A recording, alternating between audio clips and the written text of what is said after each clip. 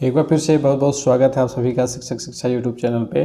और आज के इस क्लास में हम लोग प्रधान शिक्षक की तैयारी को कंटिन्यू करेंगे। यूनिट सेकंड हमारा चल रहा है और यूनिट सेकंड में आज हमारा थर्ड पार्ट होगा। और थर्ड पार्ट में यहाँ पर देख लेंगे हमारा अभी तक महात्मा गांधी और गिजू भाई बधेकर के ऊपर क्लासेस आ चुके हैं। इसके पहले यूनिट फर्स्ट कंप्लीट हो चुका है, थ्योरी पार्ट और ऑब्जेक्टिव क्वेश्चंस के पार्ट्स कंप्लीट हो चुके हैं। और अगर आप लोगों ने अभी तक वो क्लासेस नहीं देखे हैं तो ज़रूर से वॉच कीजिएगा। और आज हम लोग पढ़ेंगे तीसरे पार्ट में रविंद्रनाथ टैगोर के ऊपर हमारा आज का क्लास होगा। तो रविंद्रनाथ टैगोर का एक लेख है शिक्षा, और शिक्षा में इन्होंने जो कुछ कहा है इस लेख में, सीखने में स्वतंत्रता एवं स्वायत्तता की भूमिका को रेखांकित करते हुए इन्होंने जो वर्णन किया है उससे संबंधित कुछ स्टडी आज हम लोग करेंगे। तो सबसे पहले संक्षिप्त परिचय रविंद्रनाथ टैगोर के बारे में देख लेते हैं। रविंद्रनाथ टैगोर या रविंद्रनाथ ठाकुर दोनों नाम से इन्हें जाना जाता है। गुरुदेव के नाम से ये प्रसिद्ध हैं। 7/5/1861 को इनका जन्म हुआ था और 7/8/1941 को इनकी मृत्यु हो गई थी। विश्वविख्यात कवि, साहित्यकार, दार्शनिक, शिक्षाविद और नोबेल पुरस्कार पाने वाले प्रथम भारतीय। इनके बारे में बहुत ज़्यादा बताने की ज़रूरत भी नहीं है। रविंद्रनाथ टैगोर द्वारा रचित जनगण मन भारत का और आमार सोनार बांग्लादेश का राष्ट्रगान है। इनके पिता देवेंद्रनाथ टैगोर और माता शारदा देवी थीं। अभी इनके बारे में कुछ और चीज़ें शिक्षा से संबंधित है ना, जो हमारा टॉपिक है उससे रिलेटेड टॉपिक पे हम लोग थोड़ा सा फोकस करेंगे। तो रविंद्रनाथ टैगोर प्रकृतिवादी शिक्षा शास्त्री माने जाते हैं। ठीक है, किस श्रेणी के शिक्षा शास्त्री माने जाते हैं? प्रकृतिवादी शिक्षा शास्त्री माने जाते हैं। उनके शैक्षिक सिद्धांत का सार जो है वह मनुष्य और प्रकृति के बीच आध्यात्मिक एकता का है। ठीक है, आध्यात्मिक एकता से संबंधित इनका जो थ्योरी है, इनका ये मानना था कि प्रकृति हमारी सबसे अच्छी सीखने की स्रोत होती है। एक तरह से हमारा जो गुरु है वो प्रकृति होती है। प्रकृति से उत्तम कोई सिखाने वाला नहीं है। और अगर हमें प्रकृति की गोद में विचरण करने का अवसर मिलता है तो उससे बेहतर सीखने का माहौल, सीखने का वातावरण और कहीं नहीं होता है। टैगोर की दृष्टि में बच्चों का विकास नैसर्गिक रूप से प्रकृति की गोद में होना चाहिए। और अगर हम चाहते हैं कि बच्चों की जो नैसर्गिक प्रतिभा है, उनकी जो नेचुरल एबिलिटीज़ हैं, उनका अगर अच्छे से विकास हो तो हमें उन्हें प्रकृति की गोद में विचरण करने देना होगा। और उनकी जो पढ़ाई की पद्धति है वह प्रकृति से जोड़ करके करनी होगी। स्वयं रविंद्रनाथ टैगोर जब वो बचपन में पढ़ा करते थे, स्कूल जाते थे, स्कूल जाने के उपरांत उन्होंने विद्यालय को एक तरह से कैद खाने की तरह उन्होंने देखा। उनको लगता था कि जैसे जेल में कैदियों को बंद कर दिया जाता है तो क्लासेस बच्चों के लिए कैद खाने की तरह उन्हें फील होते थे। इसलिए उन्होंने बचपन में ही स्कूल जाना छोड़ दिया था। बाकी उनकी पूरी पढ़ाई घर पे हुई थी। उनके पास कोई प्रोफेशनल डिग्री नहीं थी, लेकिन उन्होंने घर पे ही पूरा अध्ययन किया था। और घर पे पढ़ाई करने के उपरांत वे उस मुकाम पर पहुँचे कि आज उन्हें पूरा विश्व जानता है। तो टैगोर का जो शैक्षिक दर्शन है उनके स्वयं के जीवन से प्रभावित है। टैगोर परंपरागत शिक्षा व्यवस्था के प्रति निष्क्रिय थे, जो बच्चों को कक्ष या घर की चार दीवारियों में सीमित कर देता है। उनके अनुसार प्रकृति बालक की उत्तम पाठचर्या तथा शिक्षक है। टैगोर के शैक्षिक सिद्धांतों का विश्लेषण कर यह कहा जा सकता है कि वह प्रकृतिवाद के साथ साथ प्रयोजनवाद के भी अनुयायी थे। प्रयोजनवाद जॉन डीवी का सिद्धांत था। परंतु उनका जो शैक्षिक दर्शन है अधिकांशतः प्रकृतिवादी शिक्षा व्यवस्था पर आधारित है। टैगोर स्वयं शिक्षा में विश्वास करते थे जो आत्मबोध पर आधारित होती है। ठीक है, जो स्वयं के बोध पर आधारित होती है। टैगोर बच्चे के संपूर्ण स्वतंत्रता में विश्वास करते थे। यह स्वतंत्रता बुद्धि, निर्णय, हृदय, ज्ञान, क्रिया तथा आराधना से संबंधित है। टैगोर निपुणतापूर्वक कार्य करने में विश्वास रखते थे और वैश्विकता की अवधारणा की शिक्षा की अवधारणा में स्पष्ट रूप में विद्यमान है। यानी कि उनका जो शिक्षा की अवधारणा है एक तरह से यूनिवर्सलाइजेशन के ऊपर आधारित है। वे मानते हैं कि वास्तविक शिक्षा हुआ है जिसे व्यक्ति अपनी आत्मा से परे गए बिना सोचते एवं कार्य करते हैं तथा बिना आस्था एवं कार्य के सार्वभौमिक आत्मा का बोध करते हैं। टैगोर के शैक्षिक विचारों को हम लोग इस तरह से लिस्टेड कर सकते हैं। टैगोर के शैक्षिक दर्शन के सिद्धांत निम्नलिखित हैं। पहला है कि सभी के लिए शिक्षा का लक्ष्य आत्मबोध होना चाहिए। शिक्षा का लक्ष्य उनके लिए अनुसार क्या होना चाहिए, आत्मबोध होना चाहिए, आत्म अनुभूति होनी चाहिए, है ना।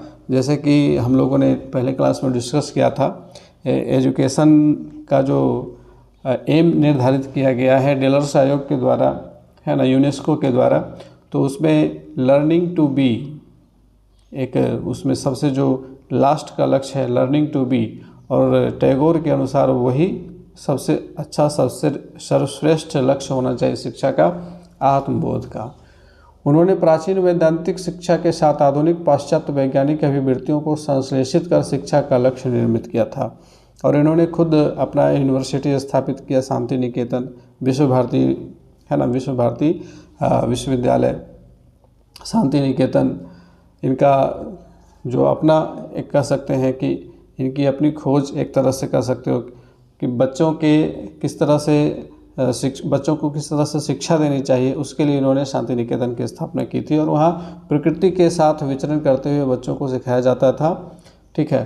तो इनका जो कॉम्बिनेशन था वैदांतिक शिक्षा के साथ आधुनिक पाश्चात्य वैज्ञानिक अभिवृत्तियों को संश्लेषित कर इन्होंने शिक्षा का लक्ष्य निर्मित किया था। सृजनशील विद्यार्थियों को विकसित करने हेतु बच्चों को आत्म अभिव्यक्ति के लिए अवसर प्रदान करना चाहिए। वह शारीरिक, बौद्धिक, नैतिक तथा धार्मिक विकास के साथ साथ मानव शक्ति के समेकित विकास का समर्थन करते थे। वह व्यक्ति द्वारा रह रहे वातावरण के साथ समायोजन तथा अन्य व्यक्तियों के रहने वाले वातावरण में समायोजन के समर्थक थे। बच्चों को पुस्तकों के माध्यम से ज्ञान की प्राप्ति के लिए दबाव नहीं देना चाहिए, ऐसा उनका मानना था, क्योंकि पुस्तकों का ज्ञान ही वो जो शुद्ध ज्ञान होता है वो नहीं होता है। शुद्ध ज्ञान वो होता है जो प्रकृति के साथ हम मूल रूप से जब विचरण करते हैं, उनके साथ अंतःक्रिया करते हैं, और तब हम अपने अनुभवों से जो ज्ञान प्राप्त करते हैं वो इनके अकॉर्डिंग, रविन्द्रनाथ टैगोर के अकॉर्डिंग शुद्ध ज्ञान था। शिक्षा का लक्ष्य बच्चों को आत्मसंतुष्ट बनाना तथा जीविकोपार्जन करना है। शिक्षा को बच्चों को राष्ट्रीय संस्कृति के विचारों एवं मूल्यों के अभ्यास हेतु योग्य बनाना चाहिए, और शिक्षा को बच्चों को संपूर्ण मानव बनने के लिए प्रशिक्षित करना चाहिए। शिक्षा को बच्चों को संपूर्ण मानव बनने के लिए प्रशिक्षित करना चाहिए। शिक्षा इस तरह से होनी चाहिए कि एक बच्चा जो है वो संपूर्ण मानव बने, उसमें मानवीयता के सारे गुण हों, सारे मानव मूल्य उसमें निहित हों। इस तरह से रविन्द्रनाथ टैगोर का जो शिक्षा दर्शन था वो था। इसके बाद उनके जो पाठचर्या और शिक्षण विधियां हैं उसके ऊपर भी थोड़ा सा हम लोग ब्रीफ डिस्कशन कर लेते हैं। टैगोर का दृष्टिकोण है कि पाठचर्या गतिविधियों तथा वास्तविक जीवन के व्यापक अनुभवों पर आधारित होनी चाहिए, ठीक है। पाठचर्या जो है वह गतिविधियों तथा वास्तविक जीवन के व्यापक अनुभवों पर आधारित होनी चाहिए। उन्होंने बच्चे के सृजनात्मक विकास हेतु अधिसंख्य पाठ्य सहगामी गतिविधियों को पाठचर्या में आवश्यक रूप से सम्मिलित करने का सुझाव दिया। पाठ्य सहगामी अभिक्रियाओं को, जितने भी गतिविधियां होती हैं जिनसे बच्चे एक्टिवली पार्टिसिपेट करके बहुत सारी चीज़ों को सीखते हैं, उन सारी एक्टिविटीज़ को इन्होंने इंक्लूड किया अपने करिकुलम में। उन्होंने इतिहास, भूगोल, प्रकृति अध्ययन, कृषि तथा प्रायोगिक विषयों जैसे अध्ययन के विषयों को उद्यानिकी, क्षेत्र अध्ययन, प्रयोगशाला कार्य, कला, मूर्तिकला, व्यावसायिक एवं तकनीकी विषयों के साथ साथ विद्यालय पाठचर्या के भाग के रूप में सुझाया, ठीक है। तो इन सारे चीज़ों को उन्होंने इंक्लूड किया अपने करिकुलम में। सृजनात्मक तथा सांस्कृतिक गतिविधियां जैसे नृत्य, गायन, चित्रकला, डिज़ाइनिंग, सिलाई, कताई, बुनाई तथा पाक कला पाठचर्या का भाग होना चाहिए। टैगोर ने टहलते हुए शिक्षण, चर्चा एवं प्रश्नोत्तर विधि, गतिविधि, भ्रमण, क्षेत्र भ्रमण आदि को शिक्षण की विधियों के रूप में सुझाया।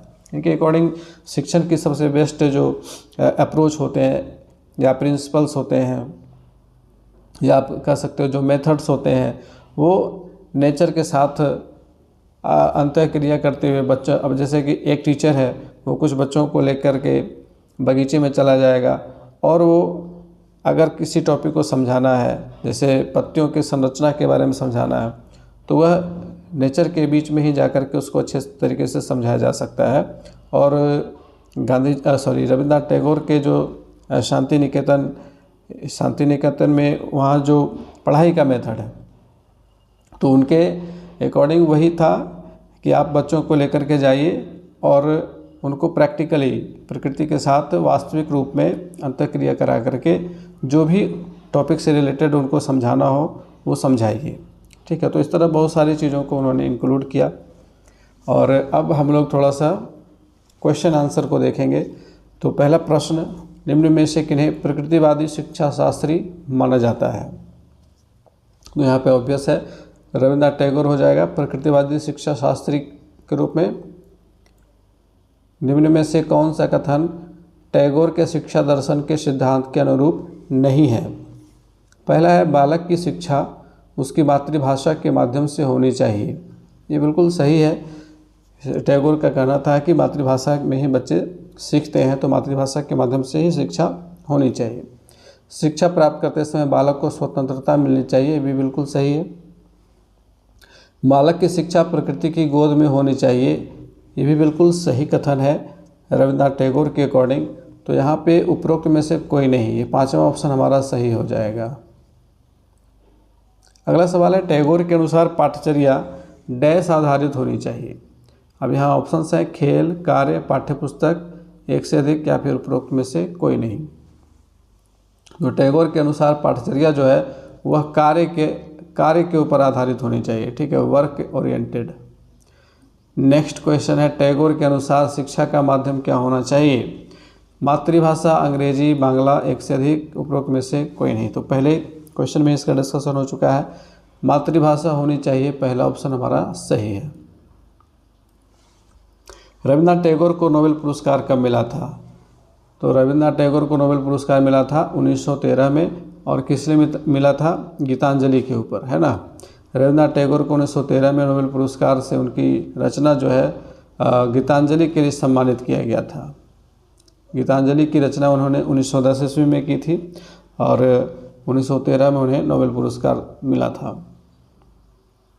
टैगोर की अन्य प्रसिद्ध रचनाओं में शामिल है काबुलीवाला, जिसके ऊपर फिल्म भी बनी हुई है, गोरा, साधना, चित्रांगदा आदि।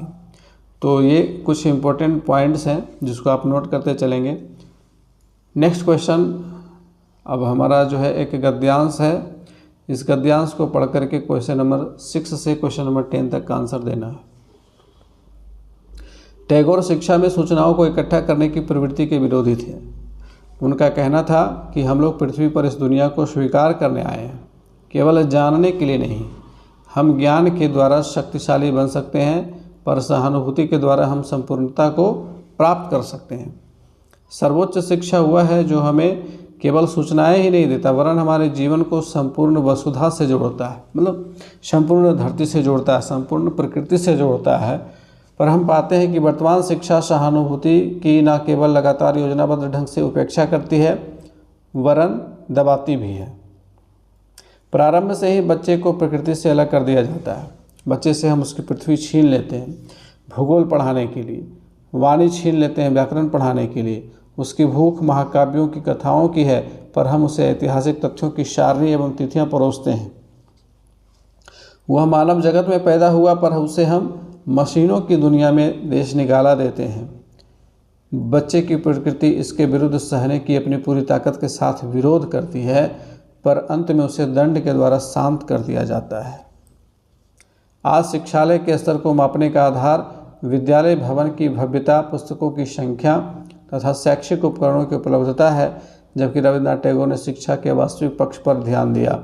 इन भौतिक संपदाओं से लालच एवं स्वार्थ तो फल फूल सकता है, पर सामाजिक मूल्य नहीं, जो सही शिक्षा का लक्ष्य है। ये रविन्द्रनाथ टैगोर के शिक्षा लेख से लिया गया एक उद्धरण है। अब आइए इससे संबंधित कुछ प्रश्नों को देखते हैं। पहला प्रश्न है, रविन्द्रनाथ टैगोर के अनुसार शिक्षा का अर्थ नहीं है प्रकृति के साथ सामंजस्य, ये तो है। सूचनाओं का संग्रह सही नहीं है। सामाजिक मूल्यों का विकास सही है, एक से अधिक तो होगा नहीं, उपरोक्त में से भी कोई नहीं। दूसरा ऑप्शन हमारा यहाँ पे सही हो जाएगा। रविन्द्रनाथ टैगोर के अनुसार वर्तमान शिक्षा पद्धति में कौन सी खामी या खामियां हैं? पाठ्य पुस्तक आधारित शिक्षण, मानवीय मूल्यों वाली शिक्षा, सामाजिक मूल्यों का विकास और सूचनाओं का संग्रह। तो टैगोर के अनुसार पाठ्य पुस्तक आधारित शिक्षण जो है यह खामी है, और सूचनाओं का संग्रह, केवल सूचनाओं को रट लेना, ये खामी है। ठीक है, तो ए और डी यहाँ पर हमारा चौथा विकल्प सही हो जाएगा। अगला सवाल है, रविन्द्रनाथ टैगोर ने किसका विरोध किया था? दंड आधारित शिक्षण प्रणाली का, सही है। प्रकृति आधारित शिक्षण प्रणाली का इन्होंने विरोध नहीं किया, समर्थन किया। सामाजिक मूल्यों पर आधारित शिक्षण प्रणाली का इसका विरोध नहीं किया बल्कि समर्थन किया। सूचनाओं पर आधारित शिक्षण प्रणाली का इसका इन्होंने विरोध किया था। तो ए और डी यहाँ पे दूसरा ऑप्शन हमारा सही होगा। अगला सवाल है, विद्यालयी शिक्षा की गुणवत्ता स्तर को मापने का आधार क्या होना चाहिए? विद्यालय भवन की भव्यता, पुस्तकों की संख्या, सामाजिक मूल्यों का विकास, एक से अधिक, या फिर उपरोक्त में से कोई नहीं। तो इसका तो तीसरा हो जाएगा सही, सामाजिक मूल्यों का विकास, ये विद्यालय शिक्षा की गुणवत्ता स्तर के मापने का आधार होना चाहिए। तो तीसरा विकल्प यहाँ पे सही है। अगला सवाल है, भूगोल पढ़ाने का श्रेष्ठ माध्यम क्या होना चाहिए? तो भूगोल पढ़ाने का श्रेष्ठ माध्यम प्रकृति के साथ अंतःक्रिया होना चाहिए, है ना। मानक पाठ्यपुस्तक का अध्ययन ये श्रेष्ठ माध्यम में नहीं आएगा। सूचना आधारित शिक्षण यह भी श्रेष्ठ माध्यम में नहीं आएगा, बल्कि श्रेष्ठ माध्यम में आएगा जब हम प्रकृति के साथ बच्चों को एक्टिवली पार्टिसिपेट करेंगे। तो अंतःक्रिया वाला सही है, दूसरा विकल्प सही है यहाँ पे। तो आज की क्लास में रविन्द्रनाथ टैगोर से संबंधित महत्वपूर्ण जानकारियों को आप लोगों ने देखा। मिलेंगे फिर से नेक्स्ट क्लास में नेक्स्ट टॉपिक के साथ। तब तक के लिए गुड बाय, टेक केयर।